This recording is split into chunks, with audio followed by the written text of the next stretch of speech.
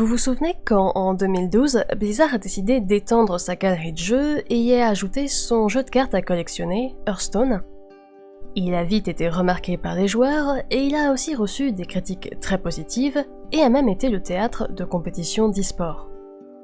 D'abord une expérience développée par une petite équipe de Blizzard, ce jeu s'inspire du jeu de cartes physique World of Warcraft et il réutilise astucieusement ses ressources pour créer un gameplay fluide, amusant, mais aussi plus facile d'accès. Et puis oui, Hearthstone est aussi un vrai bonheur en termes de private jokes et de références warcraftiennes. Évidemment, Hearthstone partage beaucoup de similitudes avec d'autres jeux de cartes, comme l'achat de paquets de cartes pour construire son deck, la planification au tour par tour, l'association de sbires avec des sorts et des cartes de héros, et plus. Mais le jeu a été conçu spécifiquement pour être joué plus vite que beaucoup d'autres jeux de cartes, par exemple Magic the Gathering, grâce à un système de timer pour le tour et l'interdiction pour l'opposant de jouer pendant votre tour.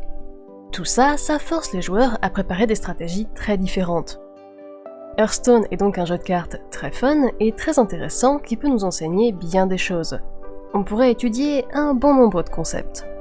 Mais aujourd'hui, je vais me concentrer sur une de ses mécaniques principales, la façon dont le jeu contraste polyvalence et spécialisation.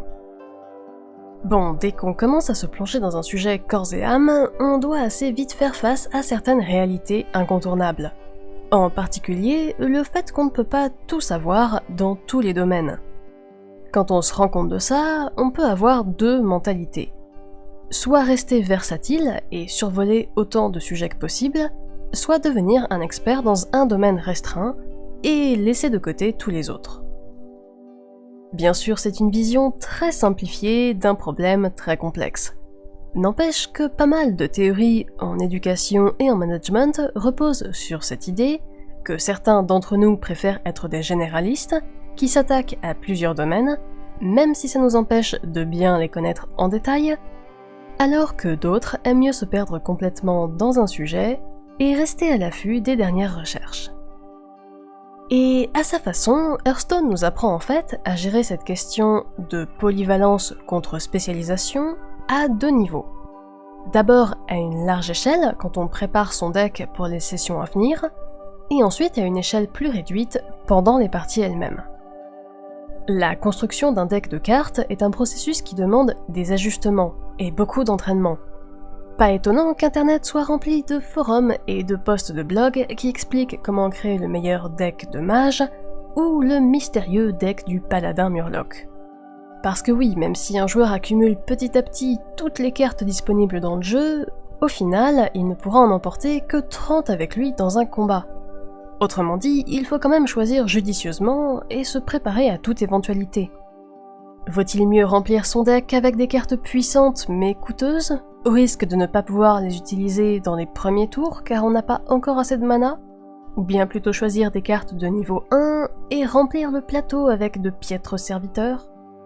Il y a un tas de stratégies possibles, mais souvent, il est plus malin d'éviter les extrêmes.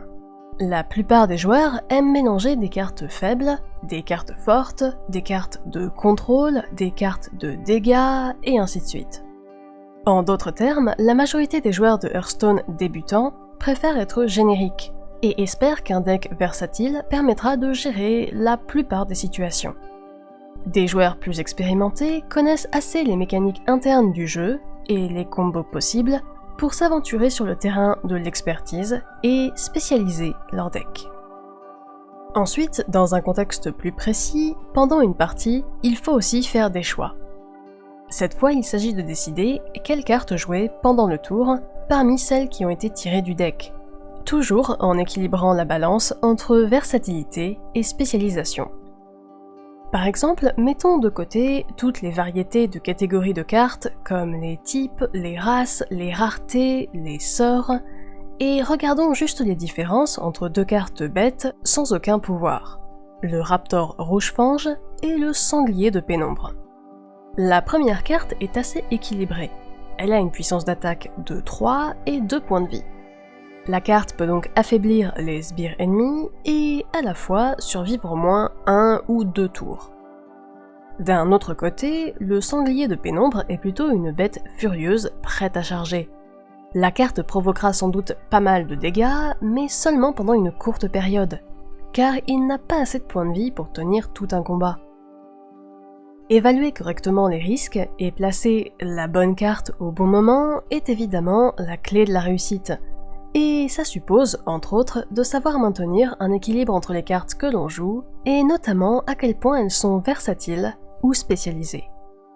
Même si certaines cartes se ressemblent beaucoup, il y a des mécaniques plus profondes qui s'assureront que toutes les cartes sont uniques. Alors, et si Hearthstone, dans toute sa science si satisfaisante, était en fait un bon exemple d'opposition entre la polyvalence et la spécialisation?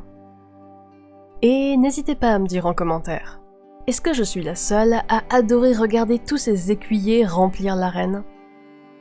En attendant, si vous avez d'autres idées de jeux qui nous apprennent quelque chose sans qu'on le sache, partagez-les en commentaire. Sur ce, prenez soin de vous, et à bientôt.